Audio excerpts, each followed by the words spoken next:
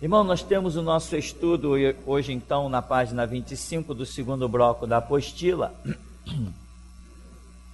E esse estudo que já rodou alguns lugares, apesar dele ser tão poderoso, ele é um estudo que não ofende ninguém, né? É um estudo muito pacífico, ou então ele tem aqui um conteúdo que só desagrada a um determinado grupo, e outros que querem ver esse grupo desagradado, como foi o caso, pegam esse estudo.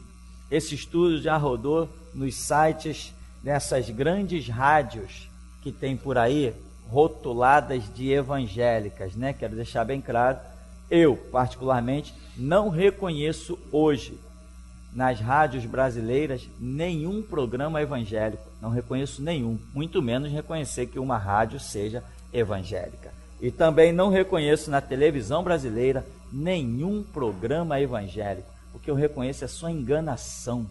Só enganação. É venda de fitinha, é venda de DVD, é baboseira, é falso testemunho. Inclusive, nós estamos vendo pessoas que nós conhecemos nessa televisão aí de Universal, antes via na Mundial, na Graça, e gente só lá dando falso testemunho. Pessoas que moram aqui perto da gente. A gente sabe que não é nada daquilo, não virou nenhum empresário, não foi curado de nada, ao contrário, ainda está por aí, debaixo dos viadutos espirituais da vida, sem absolutamente nada.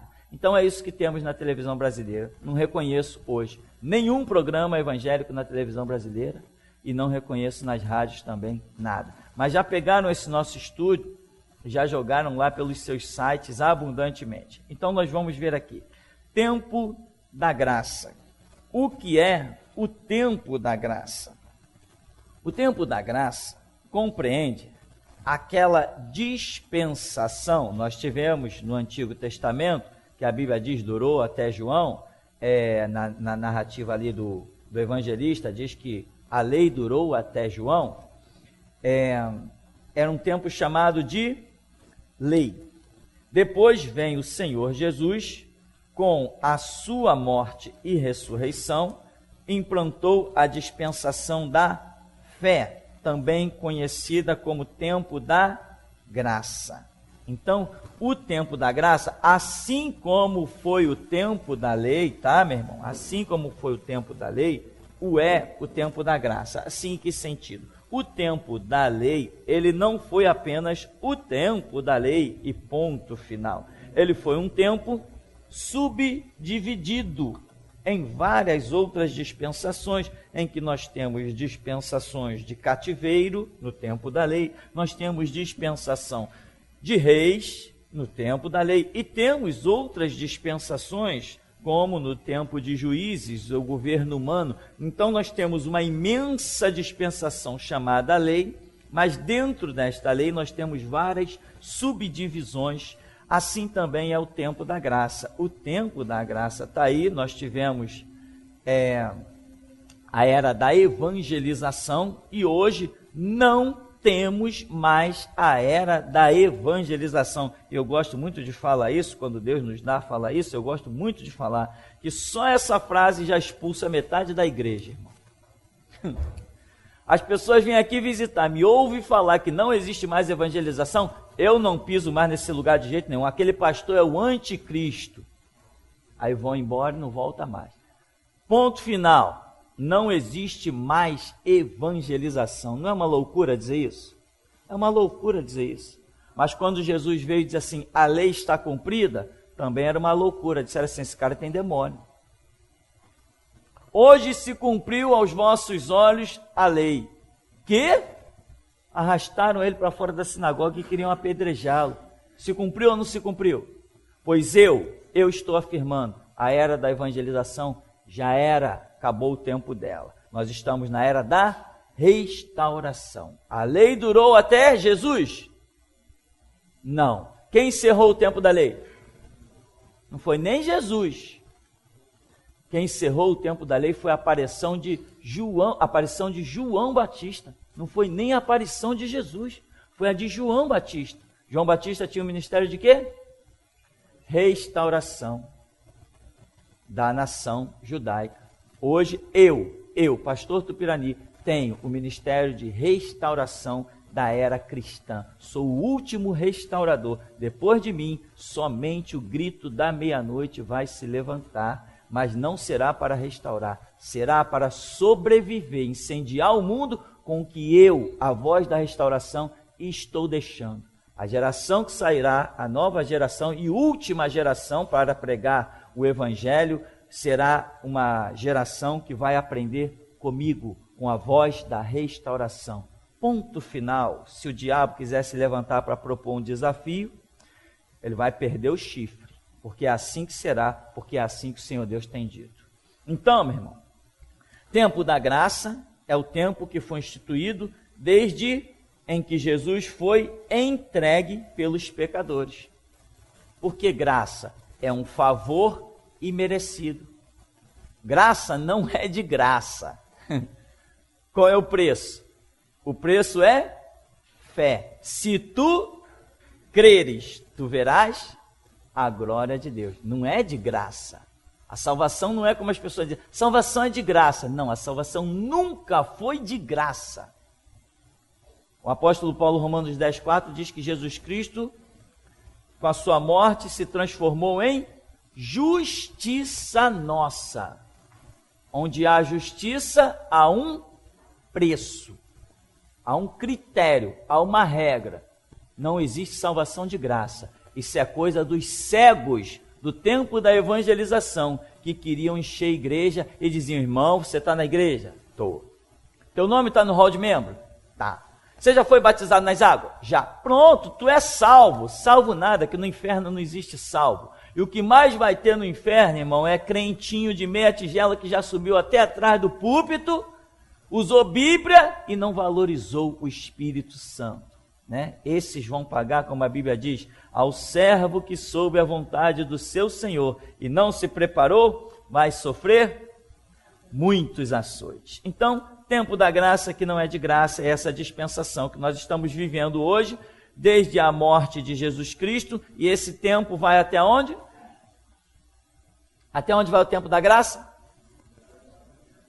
Até o arrebatamento da igreja. Porém, nessa subdivisão que falamos, nesse finalzinho, nós teremos restauração, reinado do anticristo vai estar ainda dentro do tempo da graça, juntamente com o grito da meia-noite. Essas coisas preciosas que nós sabemos por aí, irmão, falar é até loucura. Mas Jesus, quando precisar de alguém para fazer a sua obra, acredite, ele vai buscar alguém que saiba da sua palavra. Diz então assim, ao longo dos séculos, Deus vem tratando com a humanidade de formas diferentes, visando cada vez mais facilitar a salvação para a mesma. Contudo, em todas essas dispensações trazidas por Deus, sempre, invariavelmente, alguma atitude do ser humano será requerida, né? A Bíblia nos apresenta 39 livros chamados de Antigo Testamento ou Aliança e 27 livros do Novo Testamento. Da Antiga Aliança vem-nos a revelação que sem derramamento de sangue não há remissão de pecado. Daí vieram os inúmeros sacrifícios de animais que periodicamente eram realizados por aqueles que adentravam a fé judaica. O tempo dos rituais judaicos hoje nenhum valor tem para aqueles que se tornaram igreja, ou seja, discípulo de Jesus. Em virtude de o judaísmo não ser uma falsa religião, conforme os relatos de Romanos 2, por exemplo, fica esclarecido que a antiga aliança, lei, pode ser considerada a vontade permissiva de Deus para os judeus. Contudo, a nova aliança, Cristo, é a vontade absoluta para o mundo, incluindo, tá, irmão, os judeus. Ou seja, um judeu pode se converter ao cristianismo, mas um cristão não pode se converter ao judaísmo. Quem quiser pode se converter ao cristianismo, porque é a vontade absoluta, mas ninguém pode se converter ao judaísmo, porque não é a vontade absoluta de Deus para a sua vida. Porém, o judeu, hoje, ele crendo na lei, sem ter, entenda o que eu estou falando, sem ter conhecido Cristo, ele pode ser salvo pela lei. Porque eu te pergunto, quem deu a lei? Deus. A lei tem poder para salvar? Tem. Deus deu a lei para fazer a separação do seu povo, para a santificação do seu povo. A lei era a glória que diferenciava Israel de todas as outras nações. Só que, hoje, se um judeu conhecer Jesus e disser, não, eu vou continuar sendo judeu, com as práticas judaicas, se ele disse não para Jesus, ele cavou a sepultura bem profunda que vai até o inferno. O Filho de Deus não pode ser negado. Quem conhece Jesus Cristo tem que morrer por ele. Seja judeu, grego, troiano, mongol, árabe, não interessa. Se conheceu Jesus Cristo, tem que morrer por ele. Aquele que me confessar diante dos homens, eu o confessarei diante do meu Pai que está nos céus. Aquele que me negar diante dos homens, eu também o negarei diante do meu Pai e dos seus santos anjos. Amém? Não é isso que está escrito? Se é assim que está escrito, eu acredito que é assim que será. Então, nenhum de nós que hoje conhece Cristo pode fazer essa palhaçada, como alguns cristãozinhos de meia tigela da internet estão dizendo. Eu me converti ao judaísmo. Como? Negou o sacrifício de Cristo? Porque é isso que os judeus fazem, não é? Negar o sacrifício de Cristo. Quem nega o sacrifício de Cristo, meu irmão, melhor lhe fora não ter nascido. Então diz assim, podemos com clareza bíblica ver a quebra, cumprimento, da antiga aliança e a instituição da nova. Na antiga aliança era pedido o sacrifício de um cordeiro para que o perdão do pecado fosse realizado. Cada um receberia o seu perdão pessoal mediante a sua própria oferta. Contudo, em João 1,29, João Batista aponta para Cristo e diz, eis o Cordeiro de Deus que tira o pecado do mundo. Entenda bem que o relato abrange aos confins da terra. Ele tira o pecado do mundo.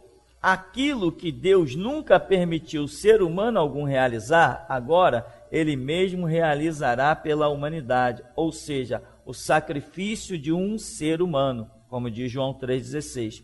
E não esqueça de que é dito, ele é o Cordeiro de Deus, ou seja, é o próprio Deus quem oferece a oferta de sacrifício eterno para resgatar a humanidade. Tá? Então, o ritual judaico dizia, sem derramamento de sangue, não há remissão de pecado. Só que eles ofereciam a vida de um animal, um casal de pombos, um cordeiro, qualquer coisa assim, animal. Não tinha sacrifício humano. Veio Jesus Cristo, fez-se homem, 100% homem, e sacrificou-se pela humanidade. Então, ele é o sacrifício eterno. O sangue de um animal era a representação de cobrir o pecado de um homem. O sangue de Cristo é o bastante para cobrir o pecado de toda a humanidade. Mas assim como só oferecia sacrifício pelo seu pecado aquele que cresce neste ritual judaico, no tempo da lei, assim também no Novo Testamento, só crê no sacrifício de Cristo aquele que acredita que seu pecado vai ser perdoado. Então, assim como no Antigo Testamento a salvação era individual, também no Novo Testamento a salvação é individual, porque João 3,16 diz que Deus amou o mundo de tal maneira e deu o seu Filho unigênito, para que todo aquele que nele crê não pereça, mas tenha vida eterna. Ou seja, não é porque Deus deu seu Filho pelo mundo que o mundo será salvo. Amém? Mas todo aquele que crê terá nele a vida, como diz a Escritura.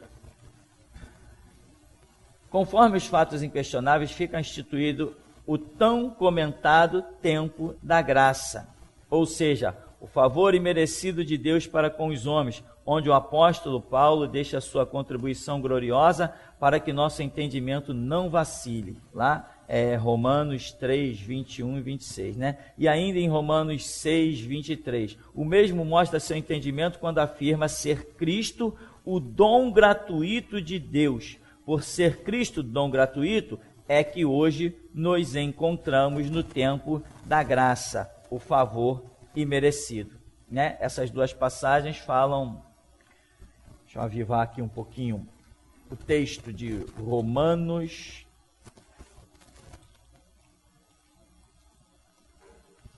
É Romanos 3 e Romanos 6. São dois textos bem parecidos, que vale a pena você decorar, né?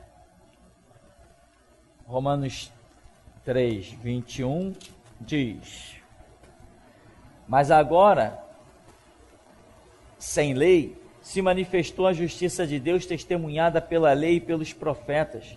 Justiça de Deus mediante a fé. Veja bem, justiça de Deus mediante a fé em Jesus Cristo.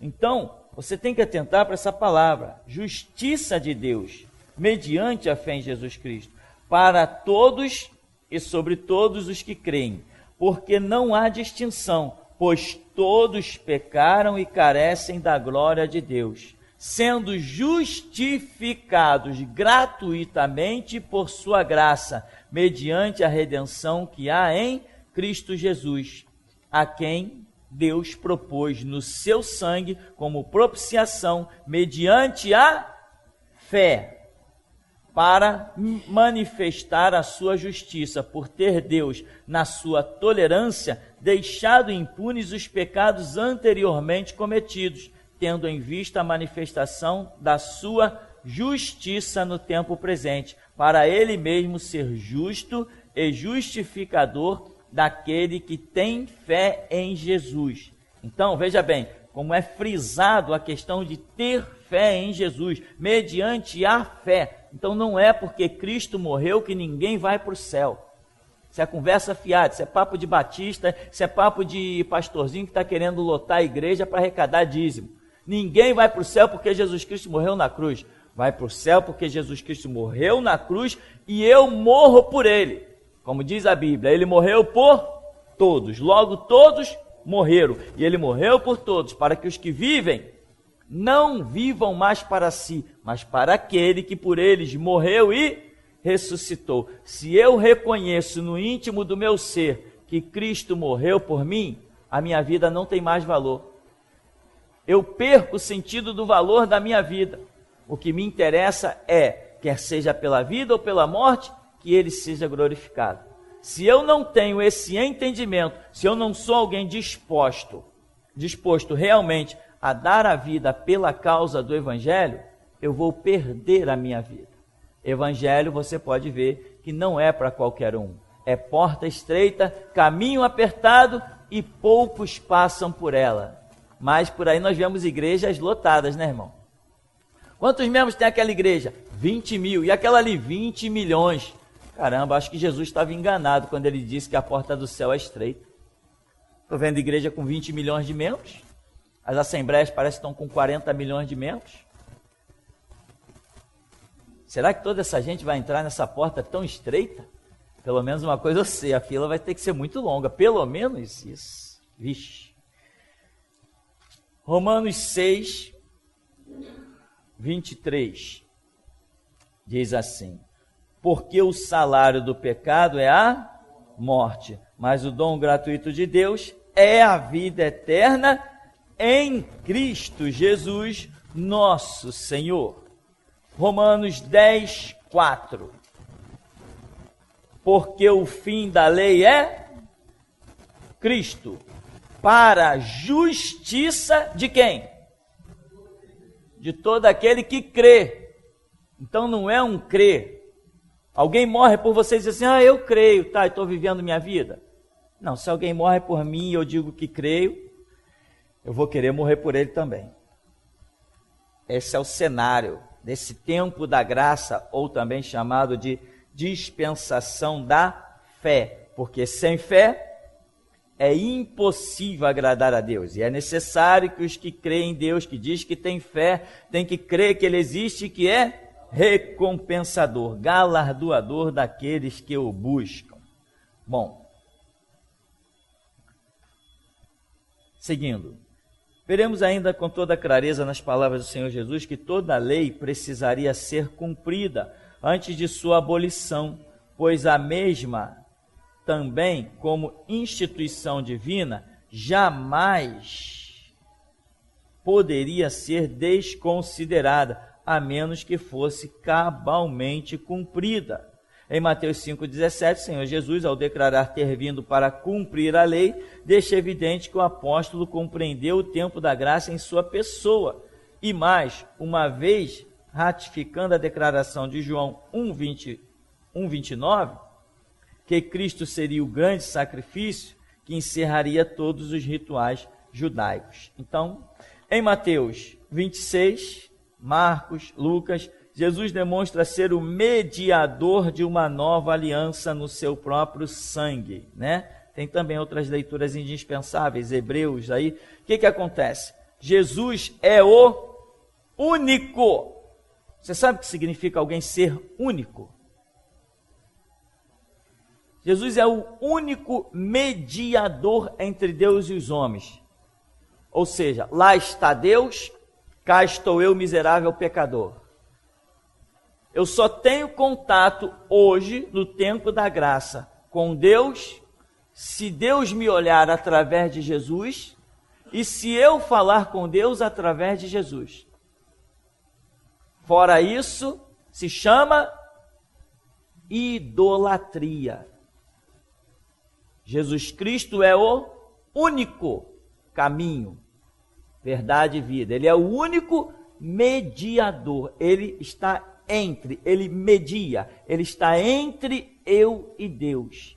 Ele é o único mediador entre Deus e os homens. Portanto, vem o padre rezar a missa para levar a pessoa ao céu. Não, a missa é uma idolatria e abominação. Vem o templo de Satanás chamado Igreja Universal do Reino de Deus. Pacto com a maçonaria, pacto com o diabo, servos do diabo. Tem rituais, até um ritual que tem na maçonaria, que eles fundam uma loja maçônica e enterram uma Bíblia. O Edir Macedo fez a mesma coisa quando ele construiu no Templo de Salomão, né? Foi lançar o fundamento, enterrou também, mandou fazer uma Bíblia imensa, enterrou também, mas está lá na internet, ao vivo e a cores, para quem quiser ver. Eu estou aqui me desgastando só de repetir, estou aparecendo jornal de última hora. Então, irmão, ele fez a mesma coisa, enterrou uma Bíblia. O que significa aquilo? Que Edir Macedo é maçom. Se alguém não sabe, guarda a notícia, vai pesquisar. Então, na maçonaria, aquilo significa o sepultamento da palavra. Ou seja, eles têm um projeto de eliminar completamente o conceito bíblico. Edir Macedo fez a mesma coisa. E a ideia dele é a mesma ideia maçônica. Eliminar completamente o conceito bíblico, que é uma prova. Na Universal tem seminário, na Universal tem escola bíblica, na Universal tem... O que tem lá? Ah, sei o que tem. Tem a rosa ungida, tem o sal ungido, a pedra que veio do Rio Jordão, a água da bica, que eles dizem que veio não sei de que fonte lá, e toma-lhe idolatria. Aí, irmãos, isso aqui é um ponto de contato para a sua fé. Não. A Bíblia diz que o único mediador entre Deus e os homens é Jesus Cristo, homem. Ainda tem esse detalhe, tá, irmão? Já explicamos por aqui, qualquer hora a gente explica de novo. Jesus Cristo, homem.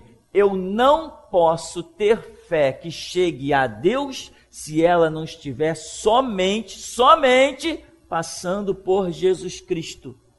Os seus ensinamentos, o seu sacrifício, né? O que eu entendo da pessoa desse Senhor Jesus, o meu coração diante dele, fora Cristo, eu jamais verei a Deus, né?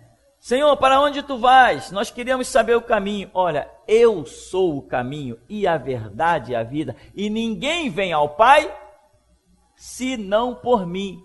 Mas tem gente pensando que está chegando ao Pai por causa da rosa, por causa do castiçal de... por causa da fogueira santa do inferno. Fogueira santa, as pessoas, eu estou no propósito. Propósito de quê?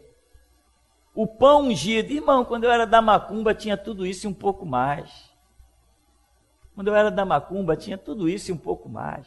Os terreiros de macumba, o diabo é muito mais astuto, muito mais diretor de teatro do que de Macedo e essa companhia limitada aí. Então, só existe tempo da graça, só existe um caminho para eu poder ser enxergado por Deus. É o sangue de Jesus Cristo. Neguei isso, melhor seria não ter nascido. Porque agora que eu nasci, só me restam 2 caminhos. Ou céu ou inferno. Para muitos seria melhor não ter nascido. Porque salvação é eterna e condenação também é eterna. E depois que caiu lá, irmão, não adianta esse papo de que está no purgatório se purificando, acendendo 10 caixas de vela, 50 caixas de vela, mandando rezar 500 missas, missa de mês, missa de ano, missa de 10 anos, missa de 100 anos. Besteira. Só está enriquecendo o Vaticano, que já não tem mais aonde botar dinheiro. Não tem mais onde botar dinheiro no Vaticano. Vou ligar para o Papa para ver se ele não quer me emprestar um. Que ô camarada, para ter dinheiro é aquela tal de cidade do Vaticano. Ruas de mármore, tronos de marfim. Você sabe o que é marfim, né? Marfim é o dente do elefante. Alguém chama aquilo de chifre, eu chamo de dente, né? Sei lá, tanto faz. Você já sabe o que é. Agora, eu vou te dizer, quanto custa um piano de cauda? Alguém tem ideia? Sabe o que é piano de cauda, né? Aquele piano bonitão, clássico. Quanto custa um piano de cauda? Ninguém tem ideia. 2.000 só? Vou revender. 2.000 então, um piano de cauda 2.000. Existem umas flauta doce. Sabe o que é flauta doce, né? Não é de comer não, irmão. Flauta doce, aquela que você assopra, aquele sonzinho suave, por isso ela se chama flauta doce. Umas flautinhas doces desse tamanho, feita de marfim, elas são 2 vezes mais caras que um piano de cauda. Só para você ter ideia do valor do marfim, a flauta doce é mais cara que o piano de cauda, só porque ela é feita de marfim. Agora tu imagina escadas de marfim, trono de marfim, e sei lá quantas mais coisas de marfim. O Vaticano realmente não tem mais dinheiro aonde botar, mas cada um que celebra uma missa, eles dão um jeitinho, eles inauguram um novo cofre, eles fazem qualquer coisa. Mediador entre Deus e os homens, só Jesus Cristo, homem. Ele é o Cordeiro de Deus para fazer a mediação entre Deus e o homem, como era a tipificação no tempo da lei, quando os judeus ofereciam sacrifício. E Jesus é também o Cordeiro Pascal. O que significa isso? Que ele é aquele cujo sangue foi aspergido nos umbrais da tua porta, e quando o anjo da morte vem sobre a terra, ele não entra na tua casa. Porque o sangue de Jesus está aspergido na tua vida. A coisa é muito séria. Mas se você está levando uma rosinha para casa, isso não vai deter o anjo da morte. Isso não vai deter nem o diabo, que dirá o anjo da morte que vem com a ordem de Deus. E você pensa que ele não passa de vez em quando? Tenha certeza, irmão. De vez em quando o anjo da morte passa. Não tem muito tempo ele passou aqui nessa rua. Fez uma lenha. E vai passar de novo. Eu estou clamando para ele passar de novo. Para que essas pessoas aprendam que aqui não tem macumba. E o nome de Deus não é escárnio. Só isso, só. Bom, uma vez compreendida a instituição do tempo da graça, passaremos a demonstrar nesta nova aliança qual a parte cabível ao homem, uma vez que já não resta mais sacrifício algum a ser feito. Já não resta mais sacrifício algum a ser feito. Você agora tem que fazer o quê para ser salvo? Tem que crer. E quem crê, aposta a vida. Então você tem que ter uma fé ao nível de renunciar à própria vida. Jesus falou, aquele que quiser achar a sua vida, Mateus 10, né? Aquele que quiser achar a sua vida vai perder, achar, guardar, salvar, né? Ali tem esse sentido todo. Mas aquele que perder, entregar a sua vida por amor de mim e do Evangelho, da causa do Evangelho, esse vai achar, vai salvar a sua vida. Então esse é o cenário. Então, como disse aqui, né? Uma vez que já não resta mais sacrifício algum a ser feito, você tem que agora exercer a sua fé. Fé em quê? Você tem que ter fé em quê? No sacrifício de Cristo. Não, pastor, mas esse mês eu estou bem porque eu entreguei o meu dízimo. Pobre, coitado, miserável. O que significa a morte de Cristo para você? Você está se achando que está bem porque entregou o dízimo? E não porque tem fé em Jesus Cristo? Você está invertendo os papéis aí. Né? Então, outros dizem assim, não, essa semana eu estou bem pra caramba, eu jejuei 2 dias. É mesmo? E o sacrifício de Jesus está significando o que para você? Você está acreditando na tua autojustiça. Você está confiando no teu autossacrifício. O sacrifício de Cristo já está de escanteio para você há muito tempo, você não está percebendo. As nossas justiças são o quê? Trapo de imundícia. Eu tenho que ter fé. Se eu tiver fé como um grão de mostarda, eu removo as maiores montanhas. Mas o meu jejum vai remover o quê? O meu jejum não vai remover nada, ele vai me acrescentar. É úlcera, gastrite e anemia. Isso que ele vai fazer comigo. Cuidado, irmão, você tem que atentar para isso. Eu estou aqui para te ensinar. Então, faz de conta que você tem 5 anos. Vou te ensinar com todo carinho. Filhinhos, espírito de João. Você tem que entender o seguinte, você não pode confiar na tua justiça. Jesus Cristo tornou-se justiça nossa. Eu tenho que aprender, me libertar, quebrar os grilhões e crer em Deus. Eu não posso confiar na minha justiça, no meu sacrifício, nos meus recursos, na minha capacidade. Eu tenho que viver Cristo, depender da sua palavra, da sua revelação. Eu tenho que aceitar ser submisso, escravo, acorrentado por Jesus Cristo ao pé do seu altar. Se você não aprender isso, você nunca saberá o que é vitória em Cristo, meu irmão, não saberá. Você não pode confiar em nada que tenha sido exercido pelo teu braço. A tua confiança está no sacrifício de Jesus Cristo por você. É ali que Deus olha. Deus não vai olhar para você, caramba, o camarada fez a maior penitência, né? Subiu as escadas da penha. Quantos degraus tem aquilo lá? 360? Hã? 365, né? Um para cada dia do ano, né? Haja penitência, também quem manda pecar tanto, bem feito. Então, vou subir os degraus da penha, de joelho, boca no pó, e Deus vai olhar assim, poxa lá, isso que é fé. Não, isso que é ignorância. Isso é ignorância. Irmão, sempre que você for fazer alguma coisa nesse reino espiritual, veja se você está crendo na justiça que Deus fez por você, como diz, Abraão creu, e isto lhe foi imputado por justiça. Toma cuidado, meu irmão. Se você está confiando na tua justiça, no teu sacrifício, não, essa semana eu subi o Monte Everest, amanhã eu vou subir o Titicaca, como é que é aquele negócio, né? Depois eu vou subir, como está ficando meio difícil escalar, eu vou subir o Monte Horebe aqui do Rio mesmo e tal. Não, a minha igreja já é no monte, a igreja é lá no alto do morro, eu vou para essa igreja que ela é a mais abençoada, eu estou mais perto do céu. Cuidado para você não confiar na tua justiça. Tenha o teu coração em paz e alegre quando o Espírito Santo te dá o toque e ministra, porque Deus te ordenou, Deus te esclareceu e você andou na palavra.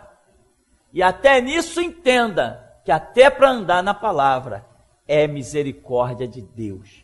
Porque sem Ele nada podemos fazer. Senão daqui a pouco você está entrando aqui no templo e está olhando assim para o teu irmão, está orando, Senhor, graças te dou. Eu não sou como aquele pecador ali não. Eu dou o dízimo de tudo quanto ganho, eu oro 3 vezes no mês, eu frequento a sinagoga, eu oro 3 vezes na semana, né? Eu jejuo, eu brá. O que Jesus falou desse? Um arrogante, pobre coitado. Mas olha o outro, Senhor, tem misericórdia de mim, pecador. Quem deseja o justificado? Amém, meu irmão? Cuidado, isso é muito sério, irmão. Leve isso muito a sério. Eu sei o que é vencer esse degrau, que eu também já fui legalista, irmão. Eu já jejuei tanto a ponto de ter problema no estômago. Estava escrito ali, né? A gente achava que estava escrito, né? Ninguém tinha reparado que estava em colchete, que estava em parente, que a Bíblia explicava. Tem versões bíblicas que não falam daquilo. Hoje nós temos versões que já não trazem nem aqueles textos, versões da sociedade bíblica, modernas, que nem trazem aqueles textos. Mas a gente não tinha conhecimento, não tinha tantos livros, não tinha como estudar tanto. Então eu acreditava no jejum. Então eu caía para dentro. Às vezes eu jejuava todos os dias, a semana toda, até determinado horário, até 2 horas, 3 horas. Sabe o que eu estava fazendo? Estava tentando suicídio, quase que eu consegui.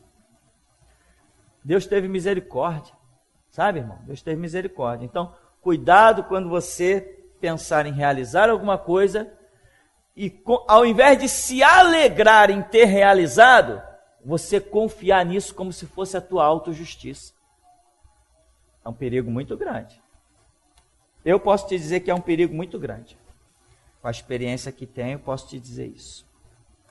Bom, uma vez que todo o sacrifício já tenha sido realizado e sabendo que nenhum de nós nasce predestinado a nada, eu só coloquei essa palavrinha aí de propósito, para provocar alguns, né, irmão?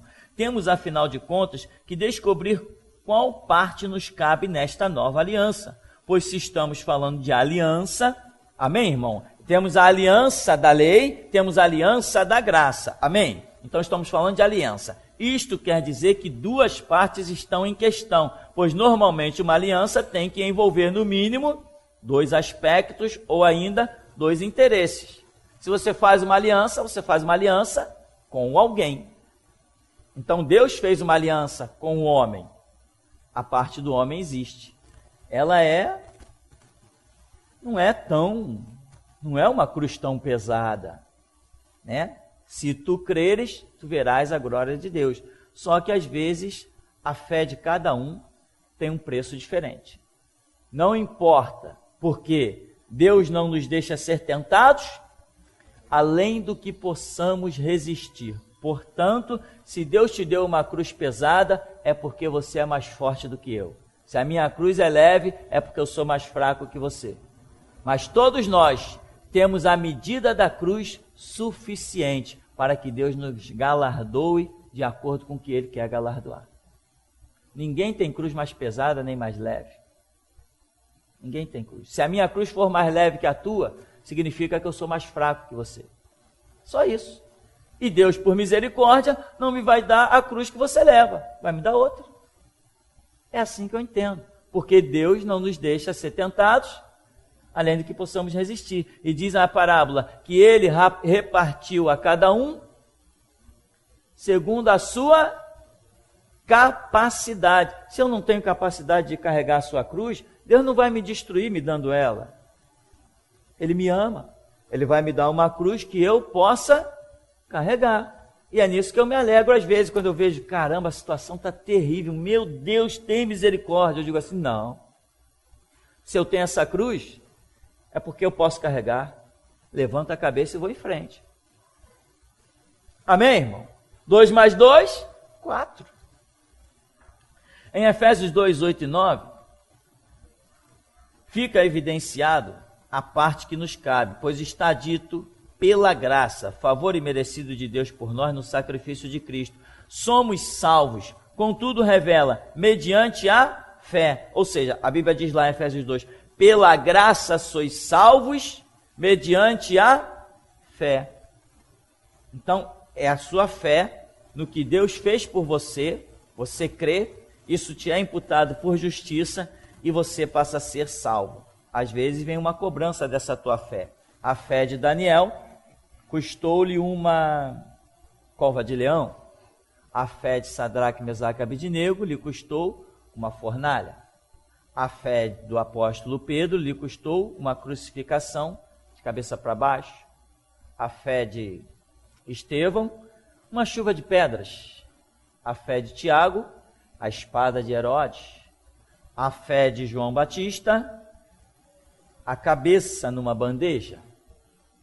A fé de Jesus Cristo, via dolorosa, crucificação, deserto tentado pelo diabo, suar gotas de sangue, foi a fé de Jesus Cristo. Ou você acha que ele não teve fé? Claro que teve, irmão. Jesus teve fé que ele se sacrificaria e que isso ia significar alguma coisa para mim e para você. Ele acreditou que nós íamos valorizar o sacrifício dele. Até aqui comigo, eu acho que ele está satisfeito. Cada dia que passa, eu busco mais força em Deus para morrer pelo meu Senhor Jesus. Cada dia que passa, eu fico mais apaixonado por Jesus. Nunca pensei que fosse me apaixonar por um homem. Me apaixonei por Jesus. Estou lutando para ser o ser humano que mais o tenha amado sobre a face da terra. Quero superar João, que reclinava sobre o seu peito. Quero superar Pedro, que pediu: crucifica-me de cabeça para baixo, porque eu não sou digno de morrer pelo meu Senhor, e não morrer como o meu Senhor.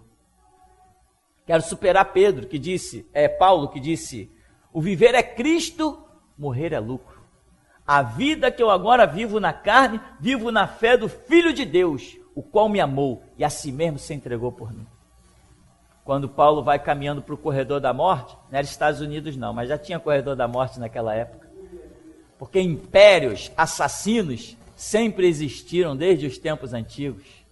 Quando se chamaram Saulo de Tarso, sou eu, meio velhinho já, né? Vem. Aí alguém disse: irmão Saulo, você está com medo? Ele falou assim: não, eu combati o bom combate, completei a carreira e guardei a fé. Amém, meu irmão? E o que seria de nós se esses homens não tivessem deixado exemplo de tanta valentia? Porque os pastores modernos, nós só temos exemplo neles de mercenarismo e covardia. Me apresenta um pastor valente, sem ser eu, porque eu sou valente. Sem ser você, porque você é valente. Me apresenta aí fora algum valente. Só tem mercenário, só tem ladrão engravatado atrás do púlpito. Amém, irmão? E o nosso pacto é com Deus. Vamos transtornar o mundo. Ainda ouviremos falar a nosso respeito. Estes que transtornaram o mundo chegaram também até nós. Nosso site está sendo acessado, irmão, da Mongólia, Vietnã e outros países lá que eu nem sei o nome, se não dou nó na língua aqui. Jesus está encontrando obreiros no mundo inteiro, meu irmão. Quando o Espírito Santo vier e soprar sobre o vale de ossos secos, vai se levantar um exército que vai surpreender o mundo. Quem viver, verá.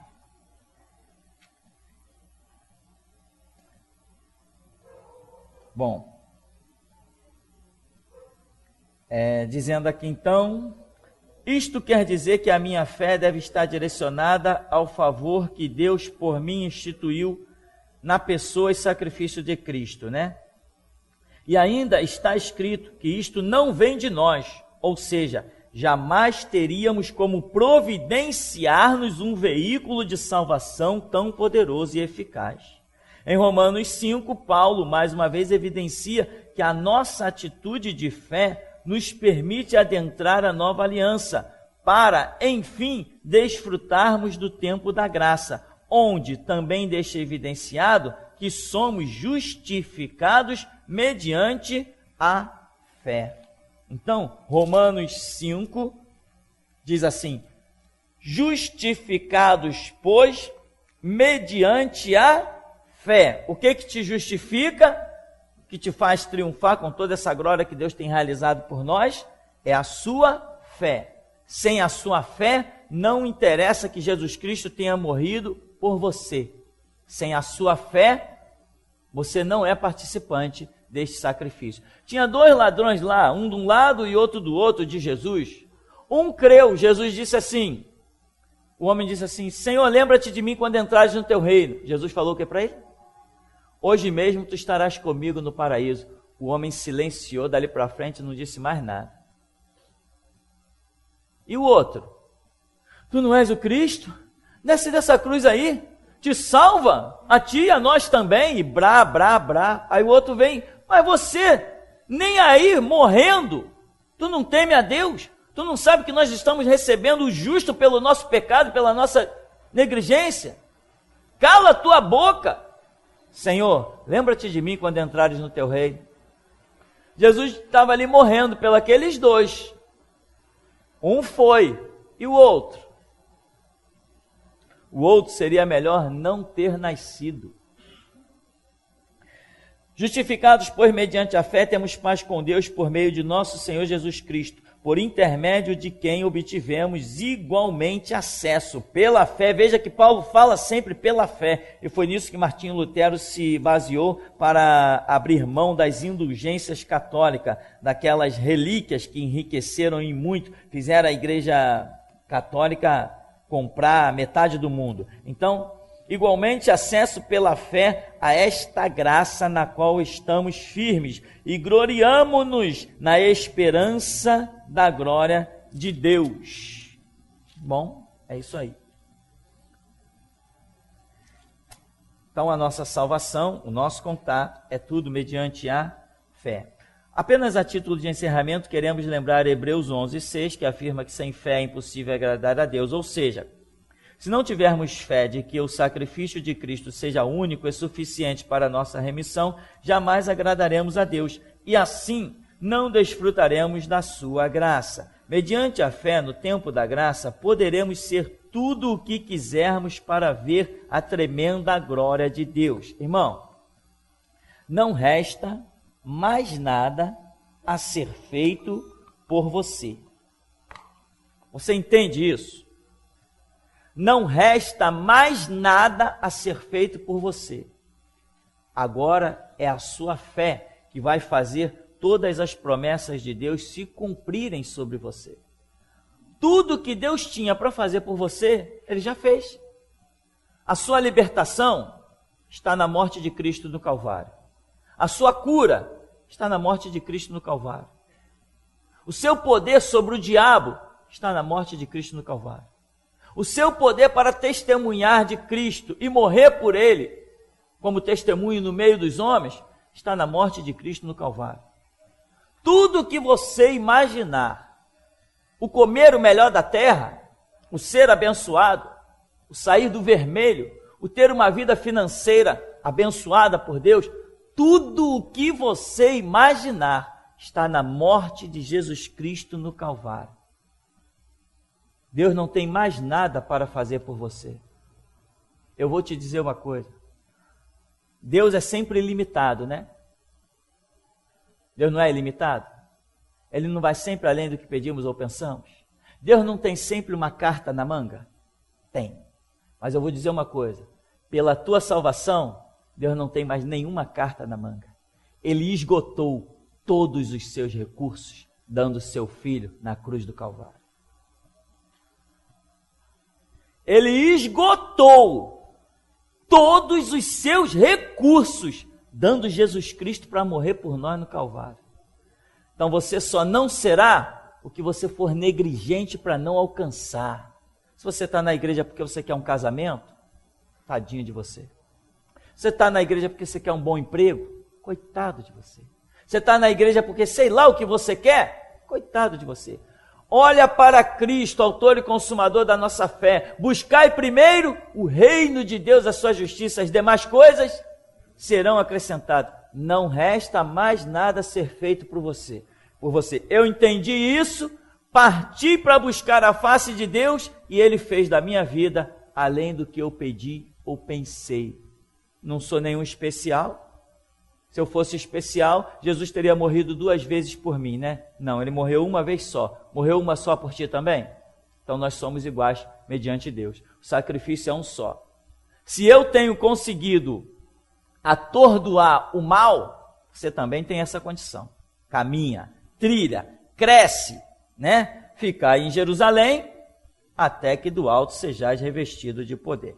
Bom, diz aqui então, esse tempo da graça é também conhecido como dispensação da fé, pois o Senhor Jesus deixou claro que, se tu creres, verás a glória de Deus. João 11:40. Enfim, a parte de Deus está consumada. Lembra que Jesus falou, Pai, está consumado, nas tuas mãos entrego o meu espírito. Agora resta-nos fazer a nossa parte. Lembra-te que fé é a ação do seu livre arbítrio. Portanto, creia e tu verás a glória de Deus. Não é por nada não, mas Jesus abençoou esse estudo, amém, irmão? Esse estudo aqui foi uma pancada muito boa, muito bom esse estudo. Ainda mais quando ele dá para ministrar certos detalhes, aí fica mais bacana ainda, né?